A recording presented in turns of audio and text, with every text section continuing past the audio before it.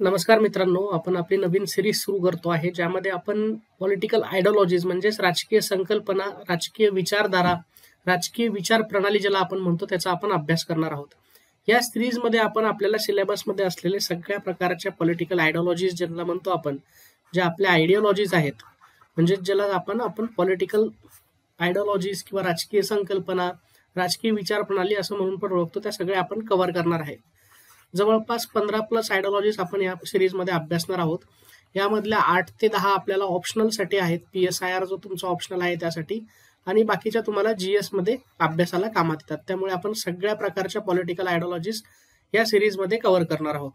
तर सगळ्यात पहिले चला मित्रांनो, आता आयडिओलॉजीज म्हणजेच विचारधारा, संकल्पना आणि विचार प्रणाली. तर विचारधारेचा आपण परिचय घेऊयात. आता आपल्याला परिचय कशा पद्धतीने करतो आपण, तर सगळ्यात पहिले आपण व्याख्या बघून घेत असतो. तर विचारधारा म्हणजे विश्वास, मूल्ये, तत्वे आणि कल्पनांचा एक संच, जो राजकारण, समाज आणि एकूणच जगाबद्दल व्यक्तींच्या आकलनास आकार देतो आणि मार्गदर्शन करतो. तर मित्रांनो, ही झाली पुस्तकी भाषेतील व्याख्या. तर तुम्हाला एक समजून घ्यायचंय विचारधारा म्हणजे एक्झॅक्टली काय. तर एक सेट ऑफ प्रिन्सिपल. आता फॉर एक्झाम्पल मी तुम्हाला आता इथे उदाहरण देतो. आता समजा आपण डॉक्टरकडे गेलो, तर आपल्याला काही लक्षणं असतात. म्हणजे आपण काय त्यांना सांगतो, आपल्याला ताप आहे, म्हणजे कोल्ड आहे, सर्दी आहे, खोकला आहे, बॉडी पेन आहे, असे विविध आपण सिम्पटम्स सांगतो. आणि त्याच्या निकषावरती हे सिम्पटम्स बघून डॉक्टर डिसाईड करतो की यांना कुठली डिसीज आहे, टायफॉइड आहे, मलेरिया आहे, एक्सेट्रा. ह्या सगळ्या गोष्टींवर लोक निकष लावतात. तर मग ह्या सगळ्या गोष्टी म्हणजे काय असतात? ह्या सगळ्या गोष्टी म्हणजे हा एक संच असतो या सगळ्या गोष्टींचा. आणि ह्या ब्रॅकेटमध्ये एखादी गोष्ट बसली की मग त्याच्यावरनं ते ठरवता येतं की टायफॉइड आहे, मलेरिया आहे किंवा काय आहे. अशाच पद्धतीने विचारधारा पण काम करते. जर एखादी विचारधारा, जे आपण उदाहरण घेऊ आता इथे उदारमतवादाचं, इथे आपल्यासमोर उदारमतवाद आहे. उदारमतवादाला आपण लिबरलिझम पण म्हणतो. इंग्लिशमध्ये पण मी तुम्हाला वर्ड सांगत राहील, म्हणजे तुम्हाला कुठे रेफरन्स आला तर तुम्हाला माहित असलं पाहिजे. लिबरलिझम म्हणजेच उदारमतवाद. तर उदारमतवादाचं आलं तर मग त्यामध्ये काय असतं की व्यक्ती स्वातंत्र्य, लोकशाही आणि नागरी स्वातंत्र्याच्या रक्षणावर भर दिला जातो. याला आपण उदारमतवाद म्हणतो. मग आता एखादा व्यक्ती असेल, एखादा एक्स पर्सन आहे, त्या माणसाला आपण उदारमतवादी केव्हा म्हणू? जेव्हा तो व्यक्ती स्वातंत्र्याला प्राधान्य देईल, त्यानंतर लोकशाहीचं इम्पॉर्टन्स त्याला असेल, आणि तो नागरी स्वातंत्र्याच्या रक्षणावर भर देईल की राज्याचं जे काम आहे ते लिमिटेड स्टेट आहे का कशा पद्धतीचं आहे त्याच्यावर तो भर दिला जाईल. मग हे सगळ्या गोष्टी त्या माणसामध्ये असल्या की आपण त्याला म्हणतो तो उदारमतवादी माणूस आहे.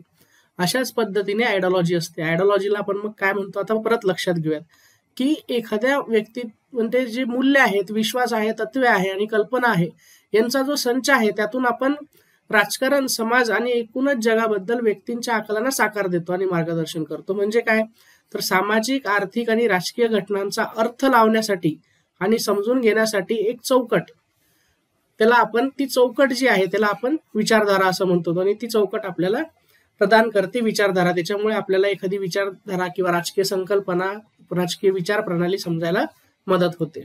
तर मित्रांनो, तुम्हाला आता लक्षात आलं असेल की राजकीय विचार प्रणाली म्हणजे काय, राजकीय विचारधारा म्हणजे एक्झॅक्टली काय आपण याच्यामध्ये अभ्यासतो. आता राजकीय विचारधारेचे घटक काय असतात, तर विश्वास असतो. जग कसे कार्य करते याबद्दल मूलभूत धारणा, हा विश्वास जो आहे याची एक मूलभूत विचारधारेचे आपण घटक बघत आहोत. मग मूल्य असतात किंवा महत्वाची किंवा वंचनीय मानली जाणारी तत्वे किंवा मानके त्याचे घटक असतात. काही कल्पना असतात, म्हणजे समाजाचे संघटन व शासन कसे करावे याविषयी संकल्पना किंवा धारणा मांडलेली असते. हा पण एक घटक असतो विचारधारेचाच, विचार प्रणालीचा. निकष असतात, वैचारिक तत्वांवर आधारित वर्तनाचे नियम किंवा मार्गदर्शक तत्वे त्यामध्ये दिलेले असतात. तर हे सगळे घटक आहेत महत्वाचे विचार प्रणालीचे. आता हे घटक समजून घेतल्यावरती तुम्हाला लक्षात घ्यायचंय की आपण आता सगळ्यात पहिले समजून घेतलं विचारधारा, विचार प्रणाली, आयडिओलॉजी म्हणजे काय.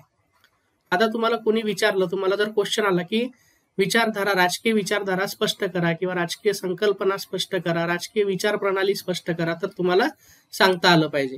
त्यानंतर राजकीय विचार प्रणालीचे घटक सांगा महत्वाचे, तर तुम्हाला हे 4 घटक सांगता आले पाहिजे. हे 4 घटक महत्वाचे आहेत. त्यानंतर आता आपण विचारधारांचे प्रकार बघणार आहोत. मी तुम्हाला ऑलरेडी सांगितलं की आपण 15+ विचारधारा कव्हर करणार आहोत, जे तुम्हाला PSIR आणि GS मध्ये मदत करणार आहे. PSIR ला तुम्हाला 8 ते 10 विचारधारा आहेत. तसं पण सगळ्या विचारधारा माहीत असल्या तर आपल्याला काय मदत होते तर सामाजिक, आर्थिक आणि राजकीय घटनांचा अर्थ लावण्यासाठी आणि समजून घेण्यासाठी एक मदत होते, जी आपल्याला चौकट तयार होते. त्यामुळे आपण जास्तीत जास्त विचारधारा कव्हर करणार आहोत. तर आता आपण या लेक्चरमध्ये काही आपण इंट्रोडक्शन घेतोय. आपण आता सध्या काय करतोय, फक्त विचारधारा म्हणजे काय समजून घेतोय या लेक्चरमध्ये. याच्यामुळे आपण काही महत्वाच्या विचारधारा आता बघून घेऊ.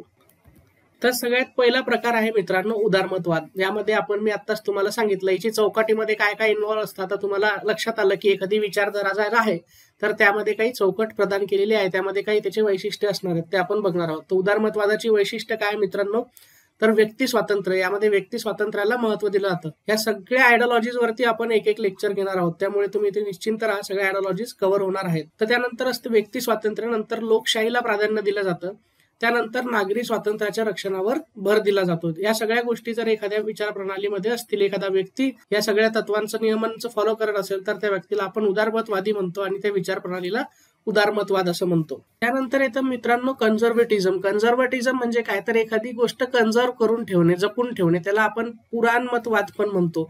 त्यामध्ये परंपरा, पदानुक्रम आणि मर्यादित सहकारी हस्तक्षेपाचे पुरस्कर्ते असतात. मर्यादित सहकारी हस्तक्षेप म्हणजे काय, तर मिनिमल इंटरफेरन्स ऑफ स्टेट. हे आपल्याला उदारमतवादामध्येही बघायला मिळतं आणि कन्झर्वेटिझम मध्ये बघायला मिळतं. याच्यावरती पण आपण एक विशेष लेक्चर घेणार आहोत. सगळ्या आयडिओलॉजीज वरती एक एक लेक्चर असणार आहे. आता फक्त आपण इंट्रोडक्शन मध्ये समजून घेतो आहोत प्रकार एक फॉर एक्झाम्पल साठी. दुसरा एक्झाम्पल आहे समाजवादाचं. त्यामध्ये उत्पादनाच्या साधनांची सामूहिक मालकी आणि संपत्तीच्या पुनर्वितरणाचे पुरस्कर्ते असतात. म्हणजे काय मित्रांनो, तर जेव्हा आपण उदारमतवाद अभ्यासतो आहे तर उदारमतवादाची जी अपोजिट आयडिओलॉजी आहे ती आहे समाजवाद. तर अशा पद्धतीने आपल्याला कम्पॅरेटिव्हली पण समाजवाद अभ्यासायचा आहे. उदारमतवाद अभ्यासल्यावरती तुम्हाला समाजवाद समजायला मदत होते. त्यानंतर फासिझम पण एक आयडिओलॉजी आहे. याला पॉलिटिकल आयडिओलॉजी पेक्षा पॉलिटिकल अपॉर्च्युनिझम पण म्हटलं जातं. ते काय आहे ते आपण फासिझमच्या लेक्चरमध्ये बघू. फासिझम म्हणजे जे फासिस्ट कंट्रीज होत्या, जसं हिटलर, मुसोलिनी, हे सगळे राष्ट्र कसे चालले, यांची काय विचारधारा होती ते आपण बघणार आहोत. याची वैशिष्ट्ये काय असतात, तर हुकुमशाही प्रवृत्ती असते राज्यकर्त्यांची. त्यानंतर राष्ट्रवादी असतात खूप. अतिराष्ट्रवादी म्हणता येईल. राष्ट्रवादच त्याचं फक्त एक नसतं. मी तुम्हाला सांगितलं की याचे विशिष्ट सिम्पटम्स असतात. जसे एखाद्या डिसीजचे आहेत तसे एखाद्या विचार प्रणालीचे काही वैशिष्ट्ये असतात आणि त्या वैशिष्ट्यांच्या चौकटीमध्ये बसलं की मग आपण त्याला ती विचारधारा म्हणतो. तसं फासिझम जे आहे त्याचं राज्याच्या वर्चस्वावर भर दिला जातो. आता हा बाकीच्या गोष्टींमध्ये पण कॉन्स्टिट्यूशन मध्ये असेल, डेमोक्रेसीमध्ये पण ह्या तिन्ही गोष्टी जेव्हा एकत्र येतील किंवा अजून काही त्याचे वैशिष्ट्य आपण डिटेलमध्ये लेक्चरमध्ये बघू, त्याला आपण फासिझम असं म्हणतो. त्यानंतरची महत्वाची आयडिओलॉजी जी आहे मित्रांनो ती आहे साम्यवाद. त्यामध्ये वर्गविरहित समाजाचे पुरस्कर्ते, जिथे संसाधने सामूहिक मालकीचे आहेत. आता तुम्ही म्हणसाल साम्यवाद मध्ये पण तेच आहे आणि समाजवाद मध्ये पण तेच आहे. तर जेव्हा आपण समाजवाद समजून घेतो तेव्हा आपल्याला साम्यवाद समजायला मदत होते. समाजवादाला आपण सोशलिझम म्हणतो आणि साम्यवादाला आपण कम्युनिझम म्हणतो. तर तुम्हाला कम्युनिझम म्हणजे काय, कम्युनिस्ट लोक म्हणजे काय, सोशलिस्ट लोक म्हणजे काय, हे सगळं डिटेलमध्ये या सिरीज नंतर करता येणार आहे. तुम्हाला कम्पॅरेटिव्हली त्याचा स्टडी या सिरीज नंतर करता येईल. आपण प्रत्येक आयडिओलॉजी डिटेलमध्ये कव्हर करणार आहोत. तर मित्रांनो आपण आता राजकीय विचारधारांचे प्रकार तर बघून घेतले. आता आपल्याला बघायचं आहे की राज्यशास्त्रात विचारधारांच्या अभ्यासाचे महत्व काय आहे, का बरं आपण हे सगळ्या विचारधारा अभ्यासत असतो, काय याचं महत्व आहे ते आता आपण समजून घेऊयात. तर सगळ्यात पहिले इम्पॉर्टन्स आहे राजकीय व्यवस्था समजून घेणे.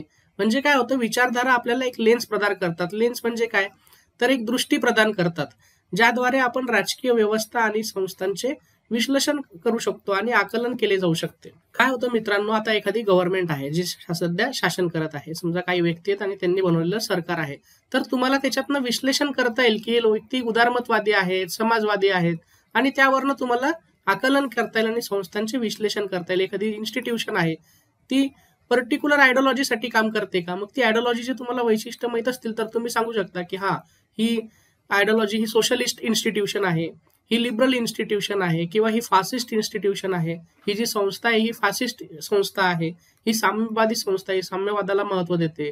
अशा प्रकारे तुम्ही संस्थांचे सुद्धा विश्लेषण तुम्हाला विचारधारा कळाली की व्यवस्थितपणे करू शकता. त्यानंतर तुम्हाला राजकीय वर्तनाचा अंदाज सुद्धा विचारधारांच्या अभ्यासावरून करायला मिळतो. विचारधारांचा अभ्यास करून व्यक्ती आणि गट राजकीय संदर्भात कसे वागतील याचा अंदाज बांधता येतो. आता हे खूप सोपं आहे, तुम्हाला लक्षात आलं असेल की राजकीय वर्तन जे आहे एखाद्या व्यक्तीचं ते तुम्हाला विचारधारा कळाली की त्याचं गट आणि राजकीय संदर्भातले मत आपल्याला बांधता येते. त्यानंतर धोरण तयार करणे. विचारधारा धोरणांच्या विकासाला आणि सरकारी कार्यक्रमांच्या अंमलबजावणीला आकार देतात. काय होतं की एखाद्या गव्हर्नमेंटची विचारधारा जर अधिकाऱ्यांना माहित असेल, कार्यकर्त्यांना माहित असेल, तर त्यांना त्या पद्धतीने चालायला सोपं होतं आणि सरकारी कार्यक्रमांच्या अंमलबजावणीला पण आकार दिला जातो. धोरणांचा विकास पण त्याच पद्धतीने केला जातो त्या गव्हर्नमेंट्समध्ये. त्यानंतर महत्वाचं आहे संघर्ष निवारण. परस्पर विरोधी विचारधारा समजून घेतल्यास राजकीय संघर्ष सोडवण्यासाठी संवाद आणि वाटाघाटी सुलभ होऊ शकते. आता 2 पॉलिटिकल पार्टीज असतील एखाद्या स्टेटमध्ये, आता दोन्ही पार्टीची जर विचारधारा सेम असेल आणि हे जर सगळ्यांना कळून आलं तर त्यांना ती वाटाघाटी करायला मदत होते, त्यांची मैत्री वाढू शकते किंवा संघर्ष टाळला जाऊ शकतो. राजकीय संघर्ष जो आहे तो सोडवण्याला मदत होते. त्याच्यामुळे विचारधारा समजून घेणं खूप गरजेचं ठरतं राजकारणामध्ये. त्यानंतर इथं मित्रांनो नागरी सहभागास प्रोत्साहन देणे, म्हणजे विचारधारांचे ज्ञान व्यक्तींना राजकीय वक्तृत्वाचे गांभीर्याने मूल्यांकन करण्यास आणि माहितीपूर्ण निर्णय घेण्यास सक्षम करून सक्रिय नागरिकत्वास प्रोत्साहित करते. म्हणजेच काय मित्रांनो, जर आपण नागरिक म्हणून आहोत तर आपल्याला पण विचारधारा कळायला पाहिजे ना, कुठल्या पॉलिटिकल पार्टीची किंवा कुठल्या पॉलिटिकल इन्स्टिट्यूशन संस्थेची काय विचारधारा आहे एक्झॅक्टली, ते कुठल्या चौकटीमध्ये बसतात, आपली स्वतःची आपण कोणत्या विचारधारेला सपोर्ट करतोय, मग आपण ज्यांना निवडून देतो ते आपल्या विचारधारेमध्ये बसतात का, या सगळ्या गोष्टी आपल्याला जर माहीत असतील, ज्ञान जर असेल विचारधारांचं, तर ते व्यक्तींना एक नागरिकत्वास प्रोत्साहित करतं. कुठलं नागरिकत्व, तर सक्षम नागरिक होण्यासाठी ते आपल्याला मदत करतात. विचारधारांचं ज्ञान जे आहे ते तुम्हाला सक्षम बनवतं. त्यानंतर मित्रांनो महत्वाचा पार्ट आहे ज्याला म्हणतो आपण ऐतिहासिक विश्लेषण. एखादी ऐतिहासिक घटना आहे, क्रांती आहे किंवा सामाजिक राजकीय स्थित्यंतरे आहेत समजून घेण्यासाठी विचारधारा महत्वपूर्ण काम करते. आता आपण जेव्हा इतिहासाचा अभ्यास करत असतो तर इतिहासामध्ये पण काही लोक असतात, काही गट असतात, काही राज्यकर्ते असतात. कुणाला कुठल्या विचारधारेमध्ये आपण डिवाइड करायचं आहे, कोण सोशलिस्ट आहे, कोण कम्युनिस्ट आहे, कोण लिबरल आहे, कोण उदारमतवादी आहे, कोण समाजवादी आहे, कोण साम्यवादी आहे, हे सगळं आपल्याला केव्हा समजेल, इतिहासाचा अभ्यास केव्हा चांगला होईल, जेव्हा आपल्याला राजकीय विचारधारा समजलेल्या राहतील. तर अशा पद्धतीने आपल्याला राजकीय विचारधारेची मदत होते राज्यशास्त्राच्या अभ्यासामध्ये. आता मित्रांनो आपल्याला बघायचं की जागतिक राजकारणावरती कसा प्रभाव टाकतात विचारधारा. तर सगळ्यात महत्वाची विचारधारांचं जे प्रभुत्व आहे ते आहे आंतरराष्ट्रीय संबंधांवरती. म्हणजे काय, तर राष्ट्रांमधील परराष्ट्र धोरणे आणि राजनैतिक संबंधांना आकार देण्यात विचारधारा महत्वाची भूमिका बजावतात. आता याचं उदाहरण द्यायचं म्हटलं तुम्हाला तर 2 लोकशाही देश आहेत, 2 डेमोक्रेटिक देश आहेत, तर ते नक्कीच चांगले मित्र होणार आहेत. 2 समाजवादी देश आहेत तर ते चांगले मित्र होतील. 2 साम्यवादी, कारण त्यांच्या विचारधारा मॅच होतात. इनडायरेक्टली विचारधारा मॅच होतात म्हणजे त्यांचे विचार मॅच होतात, पॉलिसीज ज्या आहेत त्यांच्या ज्या सूत्र आहेत, सगळे जे धोरणं आहेत ते सगळे मॅच होतात. त्याच्यामुळे ते आयडिओलॉजी समजून घेणं खूप महत्वाचं आहे. 2 देशातील संबंध आपल्याला समजून घेण्यासाठी त्यांचे दोघांचे आपल्याला आयडिओलॉजी समजून घेणं खूप महत्वाचं आहे. त्यानंतर आंतरराष्ट्रीय चळवळी समजून घेण्यासाठी आपल्याला आयडिओलॉजीची मदत होते. आता पर्यावरणवाद एक आयडिओलॉजी आहे, स्त्रीवाद एक आयडिओलॉजी आहे, मानवी हक्कांसाठी सक्रियता असणे ती एक आयडिओलॉजीच आहे. आणि यांसारख्या ज्या वैचारिक चळवळी आहेत ह्या राष्ट्रीय सीमा ओलांडून जागतिक राजकारणावर प्रभाव टाकत आहेत आजच्या काळामध्ये, ज्यांना आपण पोस्ट मॉडर्निस्ट आयडिओलॉजिस्ट पण म्हणतो, या न्यू मॉडर्न आयडिओलॉजिस्ट पण यांना आपण म्हणू शकतो. या नवीन आजच्या काळातल्या नव विचारधारा आहेत. त्याच्यामुळे ह्या समजून घेतल्यामुळे आपल्याला आंतरराष्ट्रीय चळवळी समजून घ्यायला सुद्धा तेवढीच मदत होते. अशा पद्धतीने राजकीय विचारधारा जागतिक राजकारणावरही प्रभाव टाकत असतात. तर मित्रांनो आता ज्या राजकीय विचारधारा आहेत त्यांना पण काही आव्हाने आणि टीकांना सामोरे जावं लागतं. तर सगळ्यात पहिली टीका किंवा आव्हाने जे आहेत ते आहेत लवचिकतांचे. विचारधारा कधी कधी बदलत्या परिस्थितीशी जुळून घेण्यास अडथळा आणू शकतात. आता एखादा सोशलिस्ट माणूस आहे किंवा कम्युनिस्ट माणूस आहे, त्याला आता डेमोक्रेटिक नेशन सोबत चांगले संबंध बनवायचे, पण विचारधारा त्याच्यामध्ये अडथळा तयार करतात, कारण ते रिजिड असतात, त्याच्यामध्ये फ्लेक्झिबिलिटी नसते, त्याच्यामध्ये लवचिकता नसते काही विचारधारांमध्ये, आणि त्यामुळे ते संबंध प्रस्थापित होऊ शकत नाही. आंतरराष्ट्रीय संबंधामध्ये हा चॅलेंज येऊ शकतो. 2 पॉलिटिकल पार्टीज असतील वेगवेगळ्या विचारधारांचे, तर त्यांना पण सोबत येण्यासाठी, कोएलिशन पॉलिटिक्स करण्यासाठी, एखादी जर खूप लिबरल पार्टी असेल आणि एखादी खूप कम्युनिस्ट पार्टी असेल, तर हे दोघं कधीच एकत्र येऊ शकत नाही, कारण त्यांच्या विचारधारांमध्ये ती लवचिकता नाही आहे.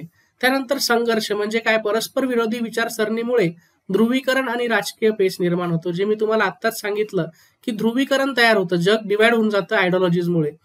काही लोक सोशलिस्ट असतात, काही कम्युनिस्ट असतात, काही डेमोक्रेटिक असतात, काही खूप लिबरल असतात.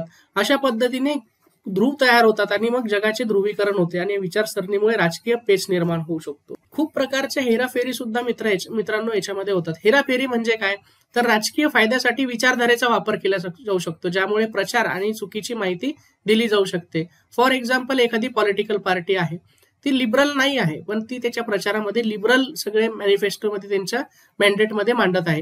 म्हणजे काय होतं, लोक त्यांना लिबरल समजतात पण ते लिबरल नसतात. अशा पद्धतीने विचारधारा प्रेडिक्ट पण केली जाऊ शकते किंवा विचारधारेला शो ऑफ पण केल्या जाऊ शकतं राजकीय फायद्यासाठी, आणि विचारधारेचा अशा पद्धतीने वापर सुद्धा केला जाऊ शकतो. तर हे काही आव्हाने आहेत, टीका होत्या मित्रांनो, ज्या आपल्याला सामोरे जावं लागतं विचारधारांचा जेव्हा आपण अभ्यास करतो आहे. या सगळ्या गोष्टी आपल्याला माहीत असल्या पाहिजे. तर मित्रांनो, हे होतं आपलं लेक्चर पॉलिटिकल आयडिओलॉजीज वरती.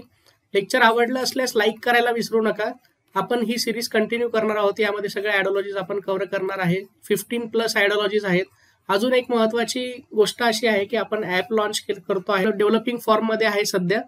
त्यामध्ये आपण हे सगळे ऑर्गनाइज्ड पद्धतीने लेक्चर्स त्यामध्ये टाकणार आहोत. सध्या तुम्हाला प्लेलिस्ट मध्ये मी आता 15+ आयडिओलॉजीज कव्हर करणार आहे. तुम्ही रेग्युलरली फॉलो करा. लेक्चर आवडलं असल्यास लाईक करायला विसरू नका आणि चॅनलला सबस्क्राईब करा. धन्यवाद.